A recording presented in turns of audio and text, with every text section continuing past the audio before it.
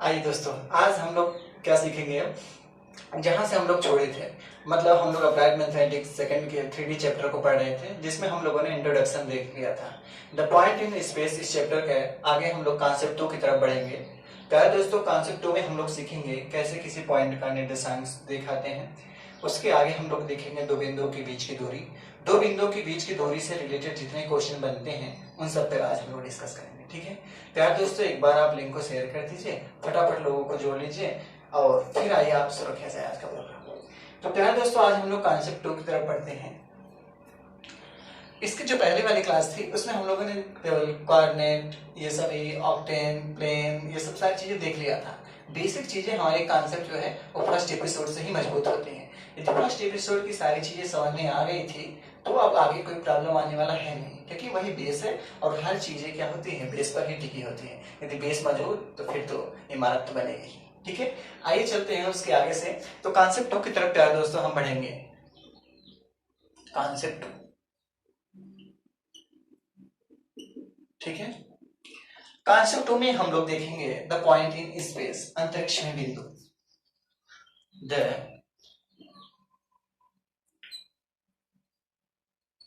The point in space,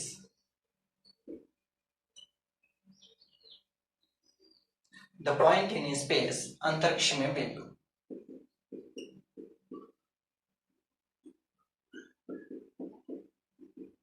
प्यारे दोस्तों, अंतरिक्ष में बिंदु, द पॉइंट इन स्पेस, या कहें अब हम जो सीखेंगे तो हमारा चैप्टर था, बेहतर कह लीजिए तो हम सीखेंगे coordinate of A point in space. इसको हम ऐसे कहें the coordinate of A point तो ज्यादा बेहतर होगा। Coordinate of A point in space, ठीक है, अंतरिक्ष में बिंदु की निर्देशांक।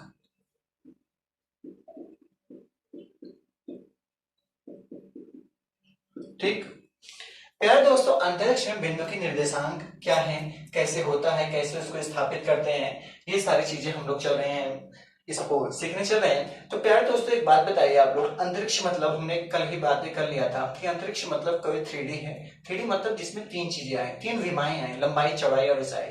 हम लोग उसे 3 एक्सिस से रिप्रेजेंट करते थे। ठीक है, जैसे मान लीजिए कि ये आपका स्पेस है दोस्तों, ठीक, ये है आपका स्पेस।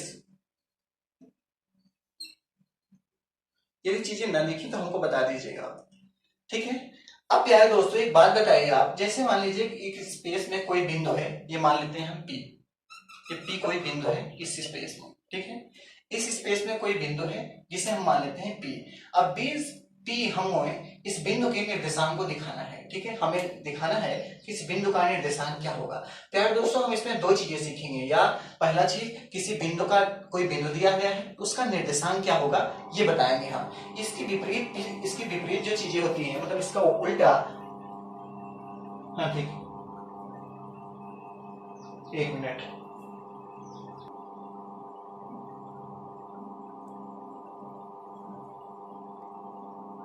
ठीक है, थोड़ा सा टेक्निकल एरर आ गया था।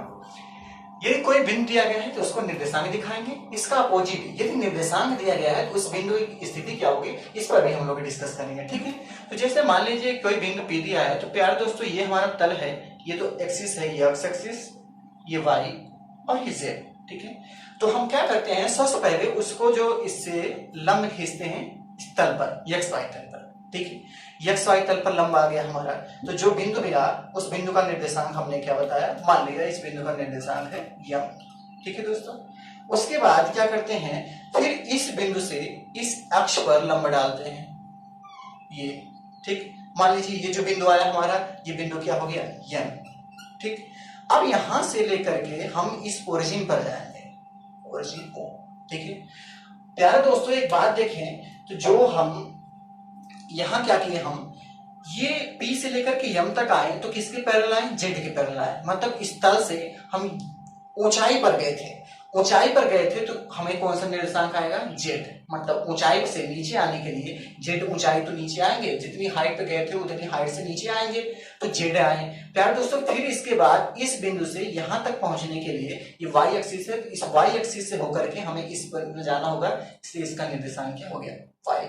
फिर यहां से आकर के इस ओ पर पहुंचने के लिए एक्स एक्सिस पर आए थे, तो हमको एक्स डिस्टेंस क्या होगा, पीछे जाना पड़ेगा। ठीक है, तो प्यारे दोस्तों हम बात करते हैं कि अगर ओरिजिन से हम लोग यहाँ इस बिंदु को पहुंचना है तो क्या करेंगे, पहले एक्स डिस्टेंस चलेंगे, फिर वाई डिस्टेंस, फिर एम डिस्टेंस, फिर जेड डिस्टेंस। तो हमें पहुंचने के लिए कितनी दूरियां चलनी पड़ी, पहले एक्स पे चले तो एक्स, फिर वाई और फिर जेड। तो प्यारे दोस्तों इस 3D में हम जो बिंदु का निर्देशांक होगा उसे हम 3 निर्देशांकों में व्यक्त करेंगे। किसमें, 3 निर्देशांकों में, जो है ये पहला एक्स एक्सिस का, ये वाई एक्सिस का और ये जेड एक्सिस का। तो 3 निर्देशांक जब मिल जाएंगे तो इसे हम ये इस पॉइंट के निर्देशांक कोऑर्डिनेट को हम शो करेंगे। ठीक है, ये थी कि हमें कोई पॉइंट मिला था तो उसके निर्देशांक दिखाते थे। ऐसे यदि कोई पॉइंट दूसरा दिया गया होता है तो उसको भी हम बिल्कुल पहले ओरिजिन से चलते हैं एक्स एक्सिस पर, फिर एक्स एक्सिस के बाद उस पे वाई एक्सिस के पैरेलल, फिर वाई एक्स पैरेलल यहाँ आने के बाद फिर इसको ऊपर जाते हैं, तब ये बिंदु हमको मिल जाएगा। इसके विपरीत उल्टा। ठीक है प्यारे दोस्तों, अब एक बात बताइए, यहाँ बिंदु तो आए तो ठीक थे ना, जैसे यहाँ पर हम पहुंचे, जैसे मान लीजिए ओरिजिन से हम यहाँ तक चले थे, ठीक, यहां तक चले थे तो हम कितने डिस्टेंस आए थे, एक्स डिस्टेंस आए थे। ठीक है, एक्स डिस्टेंस आए, उसके बाद हम यहां से यहां तक जब पहुंचे प्यारे दोस्तों, एक्स पहले ही चले थे, वाई और आ गए, तो यहाँ का जो कोऑर्डिनेट हो गया वो क्या हो गया, एक्स वाई। फिर यहां से जब ऊपर गए तो हम जेड डिस्टेंस गए, तो हमारा कोऑर्डिनेट क्या हो गया, एक्स वाई जेड। तो प्यारे दोस्तों एक बात जानते हैं कि जब हम यहाँ पर पहुंचे, मतलब कुल मिलाकर फाइनल हमारा 3 नंबर में हमको इसका कोऑर्डिनेट बताना है, तो हम जितने डिस्टेंस चलेंगे सब जगह 3-3 डायरेक्शन में, 3-3 बिंदुओं में हम इसका निर्देशांक को दिखाएंगे। ठीक है, तो यहाँ पर चले थे 2 बिंदु था तो जेड था नहीं, इसलिए हम यहाँ पर जेड को क्या लिखेंगे, 0 लिखेंगे। ऐसे यहां जब हम आए थे तो एक्स डिस्टेंस से आए थे, वाई पर कुछ नहीं गए थे, तो वाई का भी 0 और जेड का भी 0 इस एक्स एक्सिस वाले निशान पर। फिर प्यारे दोस्तों जब यहाँ पर हम शुरुआत ही नहीं किए थे, ना तो एक्स पे गए थे, ना तो वाई पे गए थे, ना तो जेड पे गए थे, तो इसे हम मूल बिंदु कहेंगे, ओरिजिन कहेंगे, तो इसका निर्देशांक क्या हो जाएगा, 0,0,0। ठीक है, इतनी बातें समझ में आई होंगी तो बहुत ही बेहतर है। आइए अब आगे चलकर सीखते हैं कुछ और स्पेशल बातें। प्यारे दोस्तों एक बात बताइए आप लोग, जब हम लोग 2D पढ़ रहे होते थे तो क्या होता था, उसमें एक्स एक्सिस और वाई एक्सिस 2 एक्सिस होते थे, एक्स के भी 2 पार्ट, पॉजिटिव नेगेटिव, वाई के भी 2 पार्ट। तो प्यारे दोस्तों उसमें हम लोग कोऑर्डिनेट स्थापित करते थे, एक्स एक्सिस के पर भी, वाई एक्सिस पर भी। ठीक है, कैसे, कुछ इस हिसाब से देखा करते थे। आइए ऐसे वाई एक्सिस पर भी कुछ समझ लेते हैं, ठीक उसी का थोड़ा सहारा लेकर के इसको 3D को थोड़ा समझने का प्रयास किया जाए। जैसे कि मान लीजिए कि हमारा कोई एक्सिस है, ठीक, ये एक्सिस ये है और ये एक्सिस ये है दोस्तों। ठीक है, ये है हमारा एक्स, ये है वाई और ये है जेड। ठीक, प्यारे दोस्तों ये हमारा ओरिजिन है। अगर इस पे से हम थोड़ा सा, अगर इस पे से बनाए पॉइंट को, तो मान लीजिए हम यहां गए, यहां गए, ये मान लीजिए हमारे को निर्देशांक है। ठीक, जैसे इस पर भी ऐसे ही एक्स पर भी बनाएंगे, ये बनकर हमारा तैयार हो गया। नंबरिंग कर देते हैं, मान लीजिए 1 2 3 4 5 6 7, ऐसे इस पर भी 1 2 3 4 5 6 7 8 9, इस पर भी 1 2 3 4 5 6 7 8 9 और 10 और 11 और 12। प्यारे दोस्तों एक बात आप ये सीखे थे जब 2D हम पढ़ते थे, 2D में क्या सीखा करते थे कि यदि कोई निर्देशांक अक्ष है, ठीक है, जैसे कि मान लीजिए थोड़ा सा इधर बताने का प्रयास करते हैं, ये मान लीजिए कोई निर्देशांक अक्ष है, इसका कोऑर्डिनेट है 1, इसका कोऑर्डिनेट है 2, इसका कोऑर्डिनेट है 3, ये वाई एक्सिस से 1 2 ये 3। ठीक है, थोड़ा आराम आराम से चलेंगे, चीजें बहुत ही समझ में आएंगी। यदि आपको लगता है कि मैं बहुत स्लो चल रहा हूँ, थोड़ा वीडियो की स्पीड थोड़ा सा बढ़ा लीजिए, अपने इच्छा के अनुसार कर लीजिए। यदि तेज चल रहा होता होगा तो आप थोड़ा सा स्लो कर लिया करें। ठीक है, आपके इच्छा के अनुसार हो जाएंगे वीडियो। ठीक है, यदि आप बिल्कुल कोई प्रॉब्लम नहीं हो रही तो जैसे नॉर्मल चल रहा है वैसे चलने दीजिए। ठीक है, तो प्यारे दोस्तों एक बात हम देखा करते थे क्या, यदि इसके एक्स अक्ष के समांतर कोई बिंदु है, ठीक है, एक्स अक्ष के समांतर कोई लाइन गई है, मान लीजिए ये, ठीक है, तो इसका समीकरण क्या होता था, y इक्वल टू 1। क्यों दोस्तों, क्योंकि इस x अक्ष के समांतर हम जाएंगे, मतलब इस y एक्सिस पर कोई लंब रेखा खींची गई है, ठीक है। y एक्सिस पर अगर लंब रेखा खींची गई है तो जिस एक्सिस पर कोई लंब रेखा खींची जाती है उस एक्सिस का निर्देशांक कभी बदलता नहीं है। मेरे कहने का तात्पर्य समझ में नहीं आया होगा। मेरे कहने का तात्पर्य ये है, अगर ये 1 से गई है तो इस लाइन पर कहीं भी y का जो निर्देशांक होगा वो 1 ही आएगा, x का निर्देशांक कुछ भी हो सकता है। जैसे इस पर जो x का निर्देशांक होगा वो क्या होगा, 0, इस पर 0, ये y का निर्देशांक कितना गया, 1। इस पर कहीं आ गया मान लीजिए तो ये 1, कहीं भी चले जाएंगे x का मान कुछ भी होता जाएगा, लेकिन जो y का मान होगा वो हमेशा 1 ही रहेगा। कहीं कितनी भी दूर चली जाए x का मान कुछ भी हो सकता है, लेकिन y का मान 1 ही आएगा। तो सेकंड बार 1, सेकंड कामा, जो एक कामा के बाद जो दूसरी कामा आती है 1 ही रहेगा इस लाइन पर, कितनी भी दूर चले जाए। हमारे कहने का तात्पर्य ये है, अगर किसी एक्सिस पर कोई रेखा लंब होती है तो उस लंब रेखा पर उस एक्सिस का निर्देशांक समान ही रहता है, कहीं बदलता नहीं है, बल्कि अब जो दूसरे एक्सिस के मान है जैसे x एक्सिस का मान इस रेखा पर बदल सकता है, क्योंकि इस रेखा की समांतर है। फिर से इसी बात को हम यहां पर समझे तो इस प्रकार से इसको यहां दिखा सकते हैं। जैसे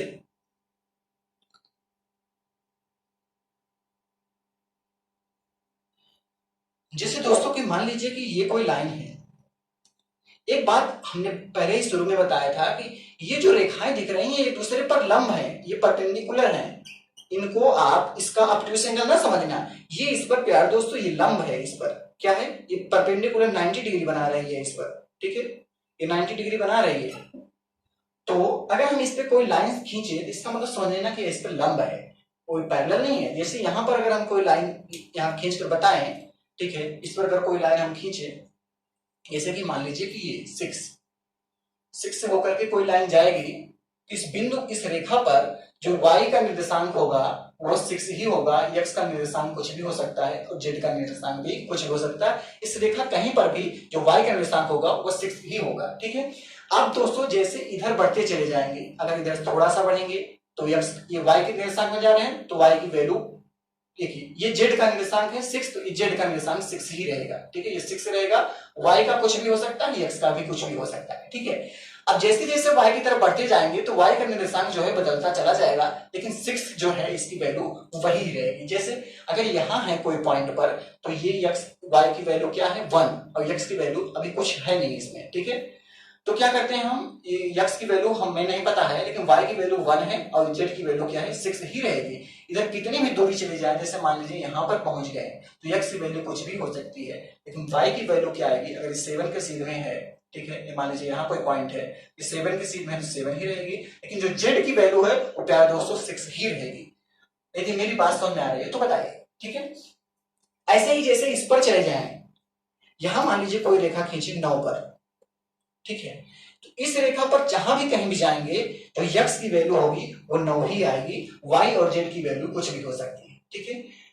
तो प्यारे दोस्तों एक बात हमने देखा, जैसे y की वैल्यू यहां आएंगे, जैसे इसके परपेंडिकुलर आए तो y की वैल्यू 1, z की वैल्यू ये हाइट पे गए नहीं है कुछ भी, 0 होगी, मान लीजिए हम z मान लेते हैं।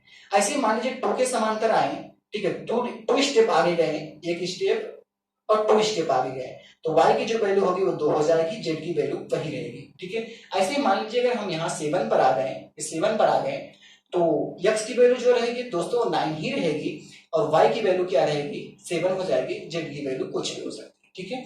तो मेरे कहने का मतलब है कि अगर हम इसके स्टेज में कहीं भी जाएं तो y की वैल्यू बदलती चली जाएगी जितने खाना जाएंगे, और जो x की वैल्यू होगी अगर इसके पैरेलल है तो समान ही रहेगी। अगर यहाँ 4 से गए होते तब भी ये सब जगह x की वैल्यू क्या होती, 4 ही होती, ठीक है। y की वैल्यू खाने के अनुसार बदलती चली जाएगी, ठीक है। अब जैसे मान लीजिए एक लाइन और एक गई है हमारी 6, ठीक है, ये मान लीजिए कोई लाइन गई है 2। प्यारे दोस्तों एक बात देखें, अगर ये 2 के लाइन को पकड़कर जाएं तो सब जगह x की वैल्यू 2 ही रहेगी, सब जगह x की वैल्यू क्या रहेगी 2 रहेगी इस लाइन पर, लेकिन y की वैल्यू यहाँ 1 रहेगी, यहाँ 2 रहेगी, यहाँ 3, यहाँ 4, यहाँ 5, 6, 7 ऐसे बढ़ती चले जाएगी, ठीक है। जैसे मान लीजिए कोई पॉइंट है, इस पॉइंट पर इसका निर्देशांक क्या होगा, x की वैल्यू किस पे परपेंडिकुलर है 2 पर, तो 2 पर हो जाएगी, y की वैल्यू 5, z की वैल्यू कुछ भी हो सकती है, ठीक है। मान लेते हैं ये x y तल है तो z की वैल्यू यहाँ पर 0 होगी, ठीक। ऐसे ही अगर एक बात देखें, अगर यहाँ पे 2 5 0 है, अगर इस लाइन को पकड़ करके हम आए, इस लाइन को पकड़ कर आएंगे, तो प्यारे दोस्तों ये y पर, ये रेखा जो है y पर लंब है। किस पर लंब है? y पर लंब है। इसको आप कोण पर ना समझिए, क्योंकि तल है 3D है इसलिए आपको लग रहा है, लेकिन इस पर क्या है? ये 90 डिग्री है। तो इस 90 डिग्री को अगर पकड़ कर आएंगे हम, तो ये y एक्सिस पर लंब है, तो y का मान नहीं बदलेगा, बल्कि x का मान बदलेगा। अगर हाइट में है तो z का मान भी बदल सकता है। ठीक है, जैसे तो यहां पर अगर आएंगे तो y की वैल्यू तो 5 ही रहेगी, तो यहां भी 5 ही रहेगी। z की वैल्यू 0 है तो 0 ही रहेगी, लेकिन x की वैल्यू अब यहां पर क्या हो जाएगी? 4 हो जाएगी, क्योंकि 4 के सीध में लाइन है तो 4 हो जाएगी। ऐसे यहां आएंगे तो x की वैल्यू 6 हो जाएगी, लेकिन y की वैल्यू अब देखिए समान ही रहेगी। ठीक है, ऐसे यहां पर अगर आ गए तब भी तब जो x की वैल्यू हो गई 9 हो जाएगी, और y की वैल्यू 9, 5, 0। ठीक है, तो जिस रेखा पर लंब होती है उस पर उसकी वैल्यू को है वो समान ही रहती है, बल्कि दूसरे एक्स की वैल्यू बदलती रहती है। ठीक है, इतनी बातें समझ में आई क्या?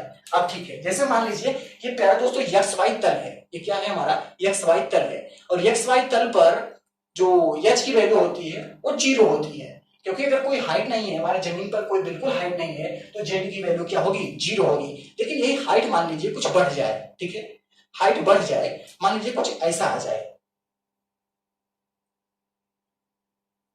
जैसे मान लीजिए कि ये हमारा आ जाए, हाइट कुछ इस प्रकार से आ जाए। ठीक है, बनाने का प्रयास करता हूं। हाइट मान लीजिए कुछ इस प्रकार से अगर दिख जाए, आइए इसी चीज को थोड़ा अच्छे से समझते हैं, इसको थोड़ा हम मिटा देते हैं, तो प्लेस ले लें तब विधिवत समझाते हैं। जब हाइट बढ़ने लगेगी तो जेड की वैल्यू बढ़ने लगेगी। ठीक है,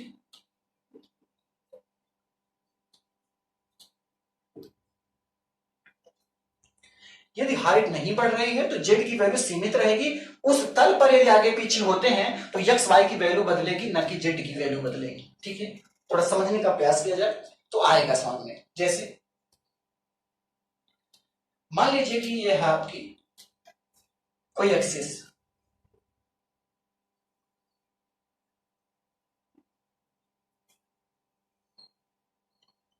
यह है एक्स एक्सिस, यह है वाई, और यही जेड। ठीक है दोस्तों, मान लीजिए कि हमारा कोई तल है, ये तल है एक्स वाई,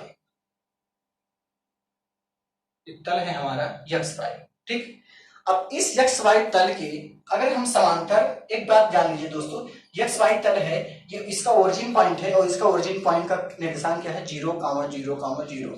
ठीक है, तो इस तल पर कहीं भी जेड की वैल्यू क्या होगी? 0 ही होगी। एक्स वाई की वैल्यू कुछ भी हो सकती है इस तल के कहीं भी। ठीक है, क्योंकि इस तल से हमने ऊपर नहीं गया है, इस तल पर ही है। अगर इस तल पर थोड़ा भी अगर मान लीजिए इतना इसमें हाइट पर जाए, ये जेड हाइट पर मान लीजिए गए, हम यहाँ पर जेड हाइट पर गए, ठीक है, ये गए, अगर इस बिंदु पर पहुंच गए, मान लीजिए इसका जो तल है कुछ इस प्रकार से बने,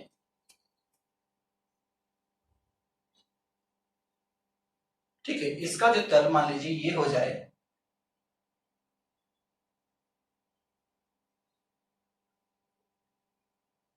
ठीक, ये मान लीजिए इतनी हाइट पर अगर हम चले गए, इस पर इतनी हाइट उठ गई हमारी। ठीक, ये जेड हाइट ऊपर गए यहां पर भी, और जेड हाइट ऊपर गए यहां पर भी।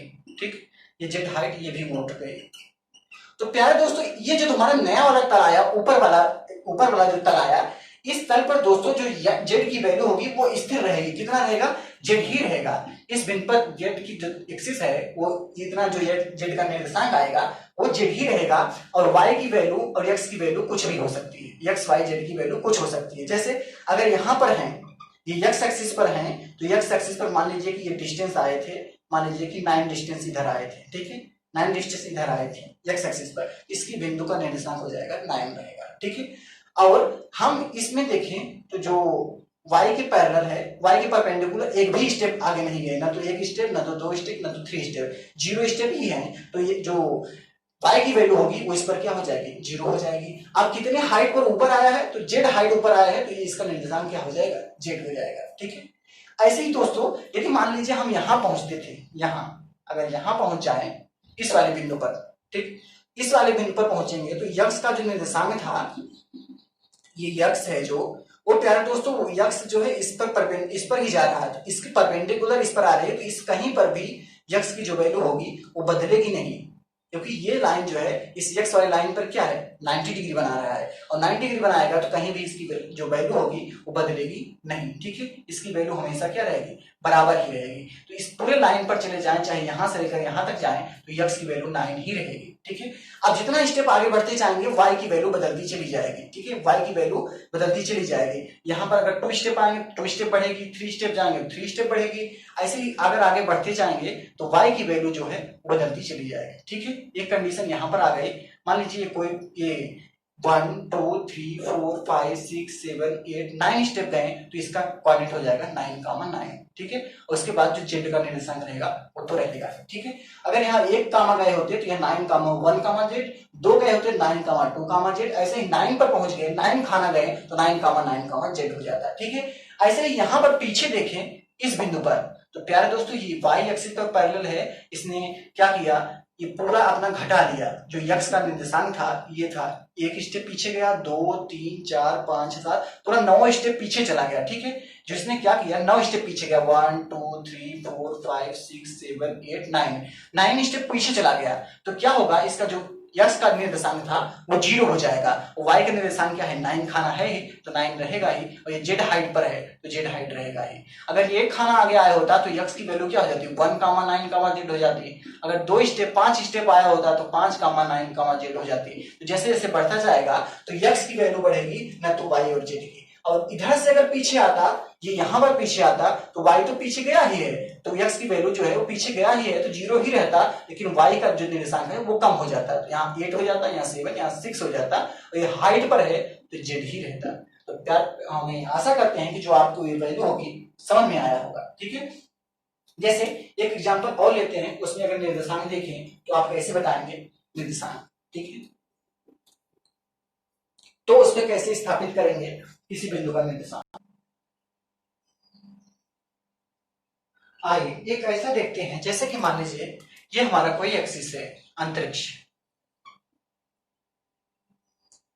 ठीक है, कोई बिंदु दिया है उसका निर्देशांक दिया है एक्स वाई जेड, मान लीजिए कोई बिंदु दिया है ये P, ठीक है, ये कोई बिंदु दिया है P और इसका निर्देशांक दिया है एक्स वाई जेड। प्यारे दोस्तों इस बिंदु का इस एक्स वाई तल के अगर समांतर कोई प्लेन बनाए तो मान लीजिए ये बनेगा हमारा, बनाते हैं, ये मान लीजिए कोई P दिया है, ठीक है, ये कोई बिंदु है, इससे अगर बनाएंगे तो हमारा एक बनेगा प्लेन कुछ इस प्रकार से बनेगा, ठीक। और इससे अगर परपेंडिकुलर ड्रा करें इस प्लेन पर तो जो इस प्लेन का बनेगा वो इस प्रकार से बनेगा, ठीक है। मान लीजिए यहां पर अगर आ रहा है तो ये बनेगा हमारा, ठीक है, ये आ जाएगा इस पर, ठीक है। तो ये जो हमारा बना, अगर इसके हम कोऑर्डिनेट पूछें तो कैसे निकालेंगे, ठीक है। जैसे अब दोस्तों आपको बताना है इसके हर बिंदु के निर्देशांक, जैसे मैं कहूं इसका जो निर्देशांक दिया है P वो दिया है x y और z, ठीक है। तो और सभी जो बिंदु हैं उनके निर्देशांक क्या होंगे, जैसे इस बिंदु ये P है दोस्तों, ये P है और इसका m x y z है, तो मान लीजिए ये कोई Q है, ठीक है, एक बिंदु Q है, उसका निर्देशांक क्या होगा।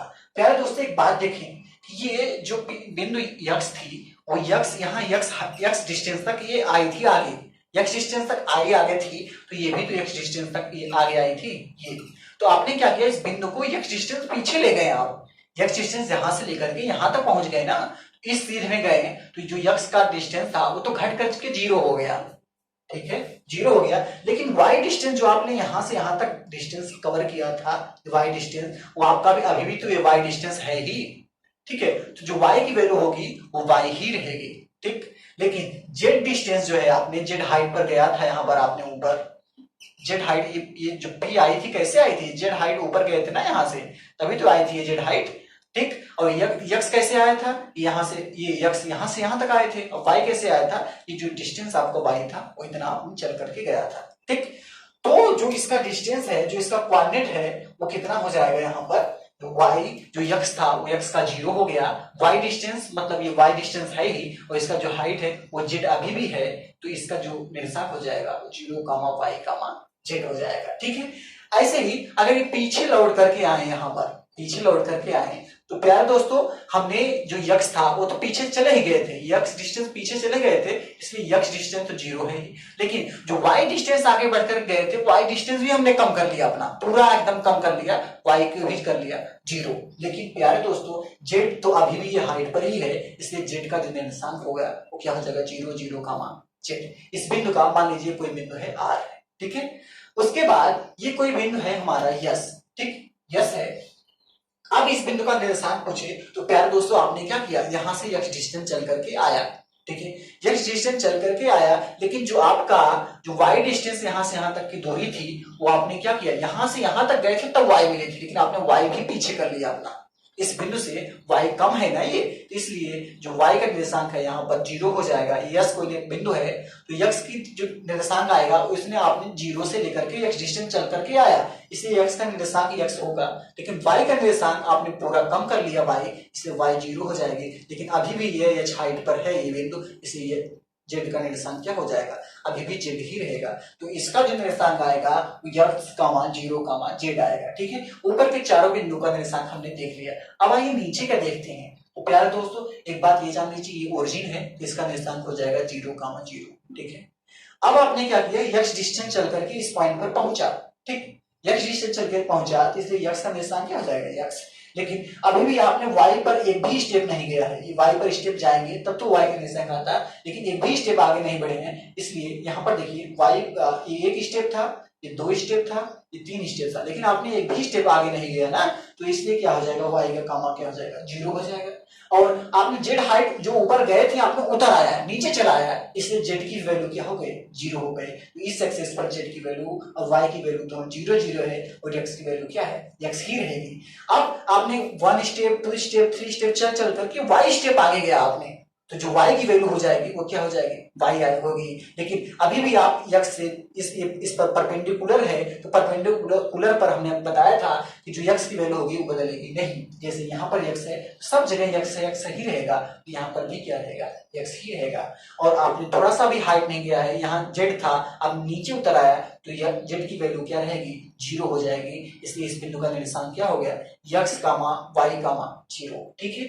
अब प्यारे दोस्तों अगर इस बिंदु की बात करें हम, तो जो आप यक्स डिस्टेंस चल करके आए थे वो आप पीछे चले गए, मतलब इस पर 0, इसके 0 के सीधे में आ गए, तो इसलिए यक्स की वैल्यू क्या हो जाएगी, 0 हो जाएगी। और अभी भी आपका जो डिस्टेंस है वो y डिस्टेंस है ही, इसलिए y की वैल्यू y ही रहेगी। और आपने हाइट बिल्कुल जेड नीचे चलाया, इसलिए जेड की वैल्यू क्या हो जाएगी, 0 हो जाएगी, ठीक है। इस उदाहरण से हमने एक बात तो सीखा दोस्तों, क्या अगर जिस एक्सिस पर हम कहें तो उस एक्सिस पर, अगर किसी एक्सिस पर कोई बिंदु लेते हैं तो उस एक्सिस पर उस बिंदु को छोड़ करके बाकी सभी एक्सिस का जो निर्देशांक होता है वो 0 हो जाता है। मेरे कहने का तात्पर्य ये है दोस्तों, यदि मैंने एक्स एक्सिस पर आया था, जब ये एक्स एक्सिस की बात कर रहे थे हम, ठीक है, ये जो बिंदु है वो एक्स एक्सिस का बिंदु था, ये जो एक्स एक्सिस था, तो इस एक्स एक्सिस पर एक्स को छोड़ करके बाकी जो दोनों निर्देशांक थे वो क्या थे, 0 0 थे। तो हमने एक बात देखा कि जिस एक्सिस पर हम बात कर रहे होते हैं उस एक्सिस को छोड़ करके बाकी जो अन्य दो एक्सिस के निर्देशांक होते हैं वो 0 होते हैं। ऐसे ही आइए वाई एक्सिस को देखा जाए, तो वाई एक्सिस को वाई को छोड़ करके बाकी जो दोनों निर्देशांक है वो क्या है, 0 0 है, ठीक है। इसको छोड़ दीजिए, बाकी जो दोनों निर्देशांक है वो 0 है। ऐसे ही जेड एक्सिस पर जब आप जाएंगे तो जेड को छोड़ करके बाकी जो दो निर्देशांक है वो क्या है, 0 है, ठीक है। तो किसी एक्सिस पर उस बिंदु के उस एक्सिस के निर्देशांक को छोड़ करके बाकी अन्य दो एक्सिस का निर्देशांक क्या होता है, 0 होता है। ये हमने इस एग्जांपल के माध्यम से देखा, ठीक है दोस्तों। अब दोस्तों हमें इस बिंदु का जो निर्देशांक पता चल गया है, इस बिंदु के निर्देशांक का हम यूज करेंगे दो बिंदुओं के बीच की दूरी में, ठीक है। इसको आप नोट कीजिए, आगे चलते हैं, देखते हैं कैसे दो बिंदुओं के बीच की दूरी निकालते हैं, ठीक।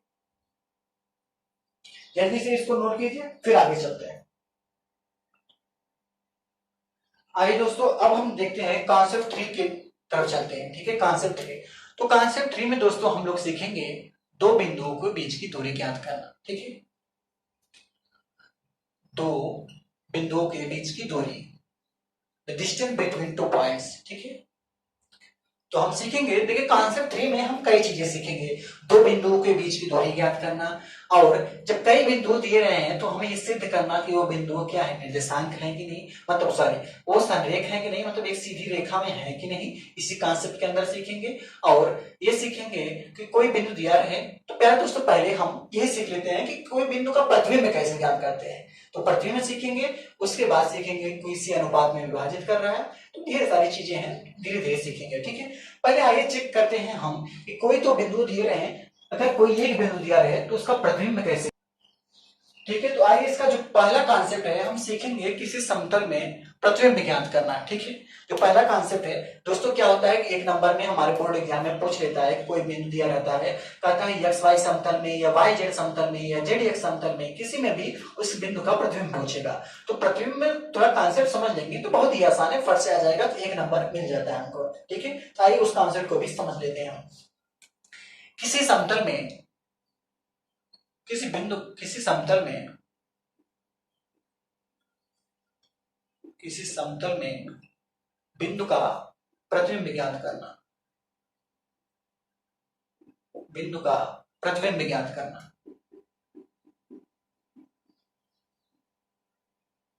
प्रतिबिंब ज्ञात करना।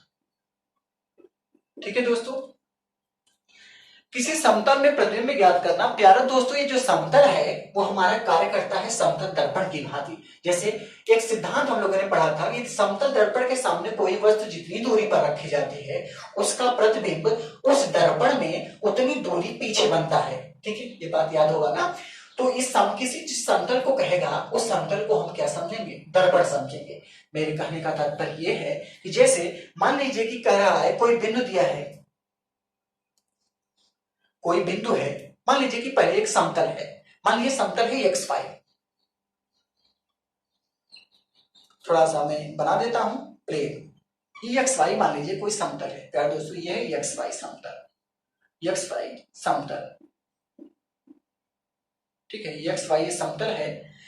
अब अगर कहे इस प्लेन में कोई बिंदु दिया रहे, मान लीजिए कोई बिंदु दिया रहे, तीन कुछ बिंदु दिया रहे, तो प्यारे दोस्तों एक बात तो आप जानते हैं, अगर ये बिंदु इस समतल से इतनी दूरी पर है, जैसे मान लीजिए कोई बिंदु, इसकी जो दूरी है ये, ठीक है, ये यक्स दूरी है, या सॉरी यक्स नहीं, यच हाइट पर है, इस समतल से इसकी जो हाइट है वो क्या है, यच है।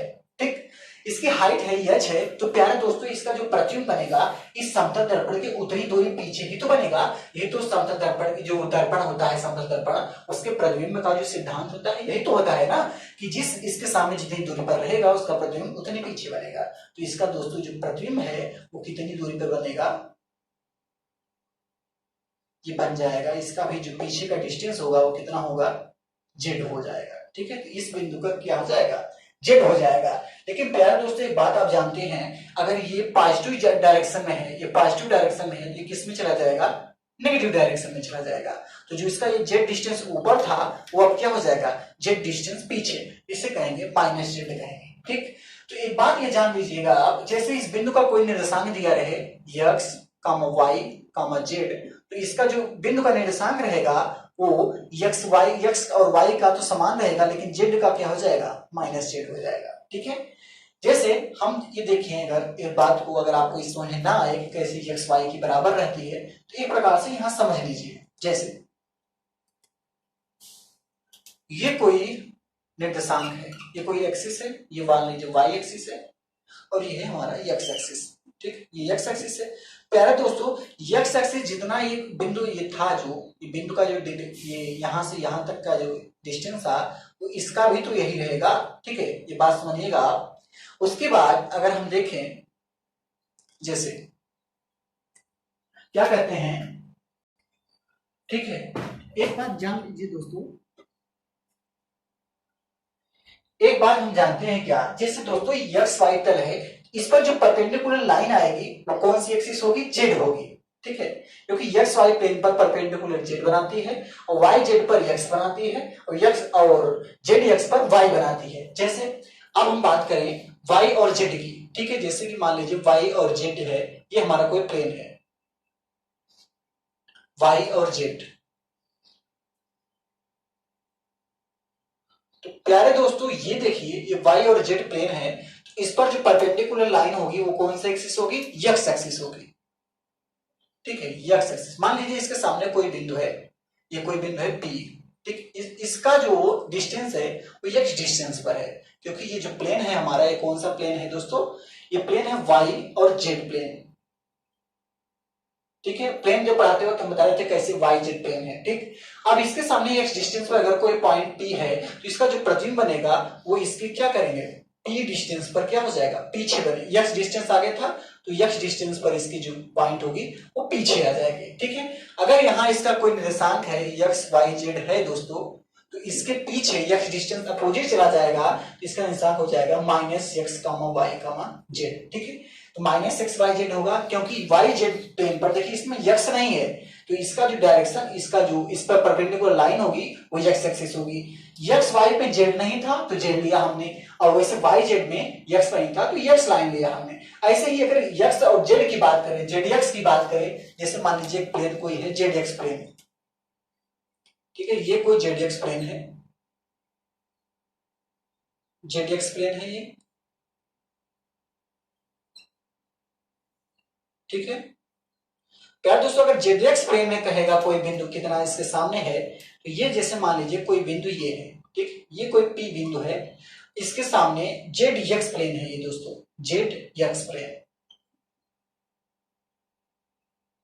जेड एक्स प्लेन है। तो प्यार दोस्तों ये अगर इस डायरेक्शन में जितनी डिस्टेंस जाएगा वो जाएगा वाई डिस्टेंस। ठीक है, ये वाई डिस्टेंस जाएगा, वाई डिस्टेंस जाएगा, इसका कोई बिंदु है मान लीजिए x comma y comma Z, तो इसका जो प्रतिबिंब है वो इसके वाई डिस्टेंस पीछे बनेगा। ठीक है, इसके कितने डिस्टेंस पीछे बनेगा, वाई डिस्टेंस पीछे बनेगा। यहां पर इसका डिस्टेंस ये आ जाएगा, इसका निर्देशांक हो जाएगा x comma minus y comma z. ठीक है, इसका जो बिंदु था ये कुछ इस हिसाब से बनता है। ये जैसे मान लीजिए कोई बिंदु यहाँ है, ये कोई बिंदु ये पी है, एक्स डिस्टेंस ऊपर है। ठीक है, इसका जो निर्देशांक है x comma y comma Z है दोस्तों, इसका जो प्रतिबिंब बनेगा वो एक्स डिस्टेंस पीछे बनेगा, यहां पर बनेगा। ठीक है, ये तो इसका जो हो जाएगा वो minus x comma y comma Z आ जाएगा। ठीक है, एक्स डिस्टेंस पीछे बनेगा ये। ठीक है, इस प्रकार से हम प्रतिबिंब बनाते हैं इसमें 3D में। ठीक, अगर एक्स वाई समतल कहेगा तो उसका जो निर्देशांक होगा वो जेड वाला बदलेगा। इसमें एक्स वाई समतल कहेगा तो जेड का निर्देशांक बदलेगा, वाई जेड कहेगा तो एक्स का निर्देशांक बदलेगा, और जेड एक्स कहेगा तो वाई का निर्देशांक बदलेगा। अगर प्लस में है तो माइनस में हो जाएगा, माइनस में है तो प्लस में हो जाएगा। ठीक है, ऐसे ही आइए देखिए क्वेश्चन देखते हैं, इसको आप नोट कीजिए, मैं इसको कंप्यूटर महोदय से करके इसको इरेज करके एक नया क्वेश्चन देता हूं, आप इसको करने का प्रयास कीजिए।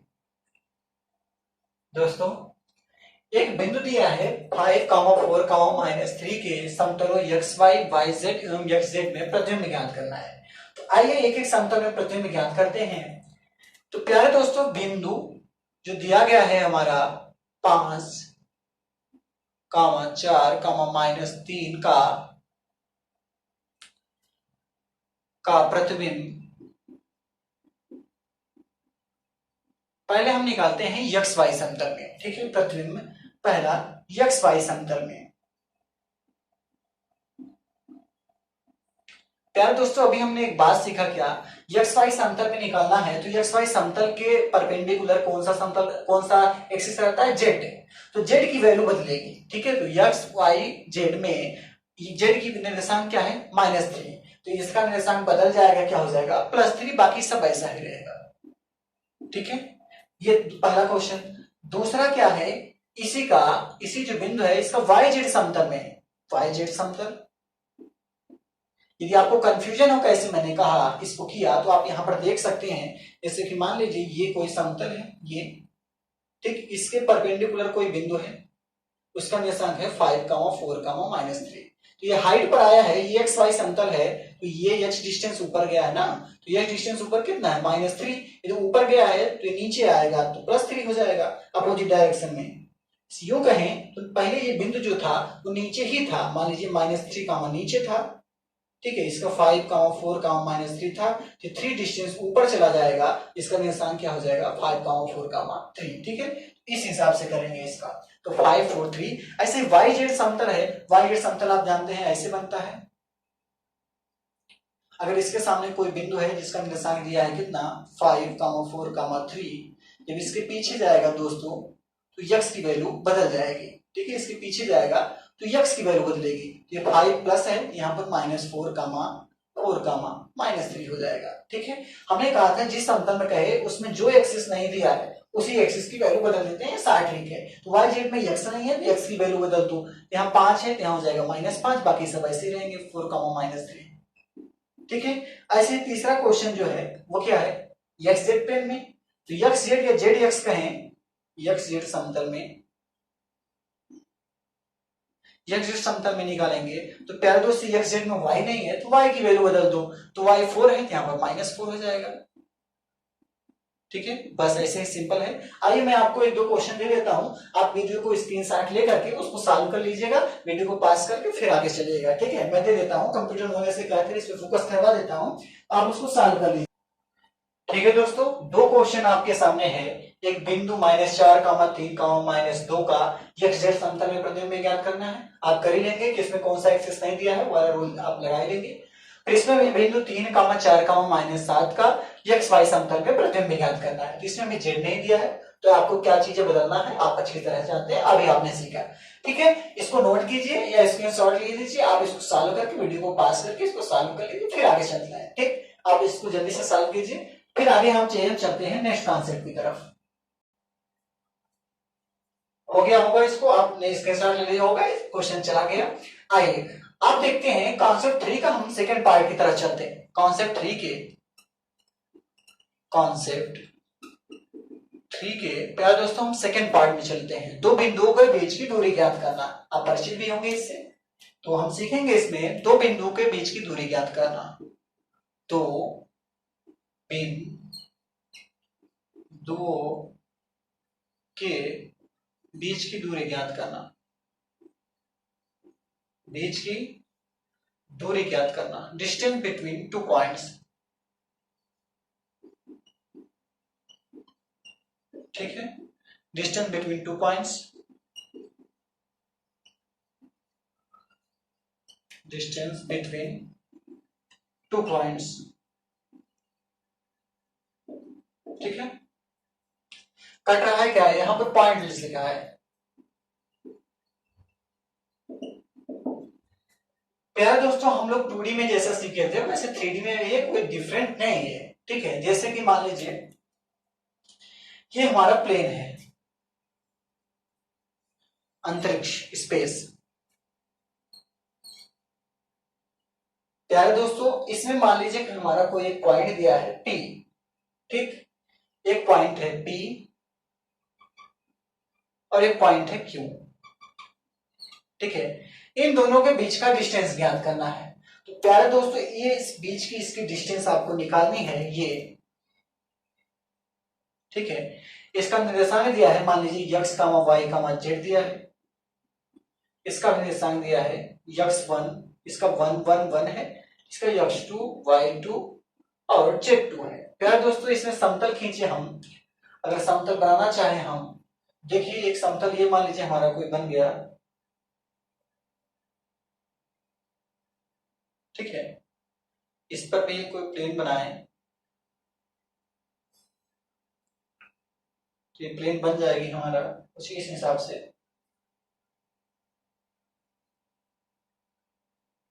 नहीं बन पा रहा है, एक मिनट बनाते हैं इसको मिटा के, एक मिनट इसको मिटाते हैं फिर से बनाते हैं थोड़ा।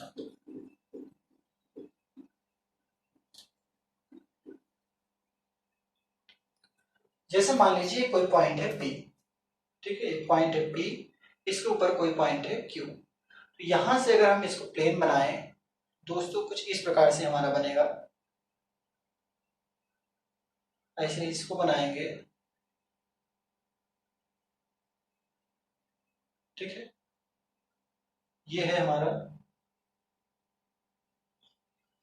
ठीक है दोस्तों, तो ये बन गया हमारा एक घनाभ आकार का। ठीक, इसके बीच की हमको ये डिस्टेंस निकालनी है PQ। तो प्यारे दोस्तों एक बात आप जानते हैं, ये जो लाइन है, ये लाइन सब परपेंडिकुलर है एक दूसरे पर। ठीक है, इस पर एक लाइन ये परपेंडिकुलर है, ये भी परपेंडिकुलर है इस पर, और ये लाइन परपेंडिकुलर है इस पर।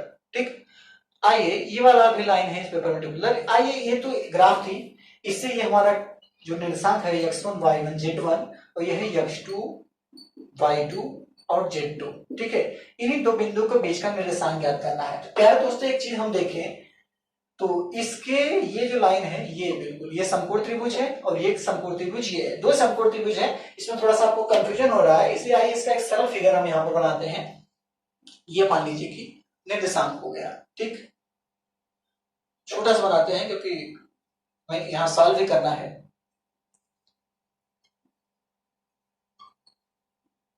एक बिंदु ये हो गई मान लीजिए P और एक बिंदु और हो गई Q।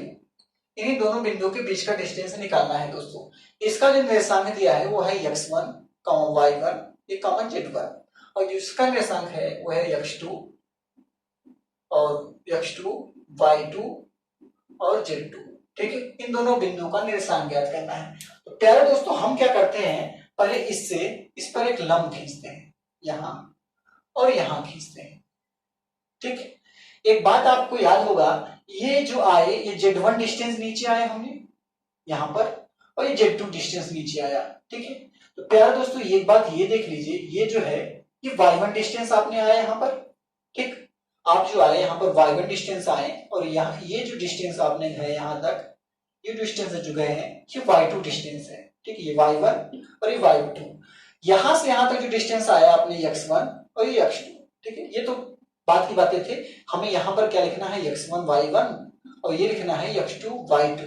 ठीक है, z की वैल्यू क्या है 0 है, इसमें भी 0 है। ठीक, ये चीजें जो लिखा इसकी कोई जरूरत है नहीं, बस आपको ये बताने के लिए लिखा कि x y यहाँ 0 कैसे आया, यहाँ कितने आया। ठीक है, इतनी बात क्लियर है दोस्तों। एक बात आप देख लीजिए, यहां से ये जो अगर हम यहाँ पर परपेंडिकुलर बना दें ये समकोण त्रिभुज बनेगा।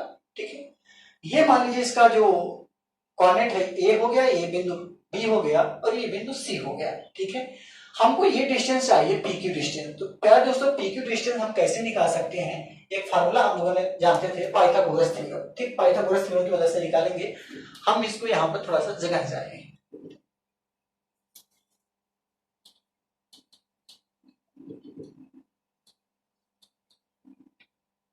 ये जो चीज था वही वाला चीज था ये नहीं। ठीक है, तो पाइथागोरस थ्योरम से अगर हम पी क्यू की वैल्यू निकालना चाहें तो पी क्यू का स्क्वायर करेंगे, क्योंकि दोस्तों ये समकोण त्रिभुज है। समकोण त्रिभुज में कर्ण का स्क्वायर इक्वल टू लंब का स्क्वायर प्लस आधार का स्क्वायर फार्मूला होता है, हम जानते हैं इसको। तो p q square equal to ये क्यू सी स्क्वायर प्लस ये सी से लेकर के पी तक सी पी स्क्वायर या पी सी स्क्वायर कुछ भी कह लीजिए आप। ठीक है, चलिए सी पी स्क्वायर है। ये कैसा लिखा हमने पाइथागोरस थ्योरम से। ठीक है, p q square equal to हम क्या लिख सकते हैं क्यू सी। क्यू सी का मतलब क्या है दोस्तों, ये डिस्टेंस कैसे आएगा, ये जो Z2 है पूरा ऊपर से लेकर के नीचे तक है और ये Z1 है यहां से यहां तक का। तो ये जो डिस्टेंस कैसे आएगा, इस बड़े वाले डिस्टेंस में अगर छोटे को निकाल दें तो हमारा काम बन जाएगा। ठीक है, इसलिए हम QB से PA को निकाल देते हैं। तो यहां लिखेंगे QB minus PA, QB minus CB और CB इक्वल किसके है PA से। तो QB माइनस CB की जगह हम लिख दिए PA, QB माइनस PA का होल स्क्वायर। ठीक है, कोई दिक्कत तो नहीं हो रही। CP C से लेकर के P का डिस्टेंस जो है वही B से लेकर के A तक का डिस्टेंस है प्लस BA स्क्वायर। ठीक है, अब आइए देखें तो दोस्तों BA का जो डिस्टेंस है वो कैसे आएगा।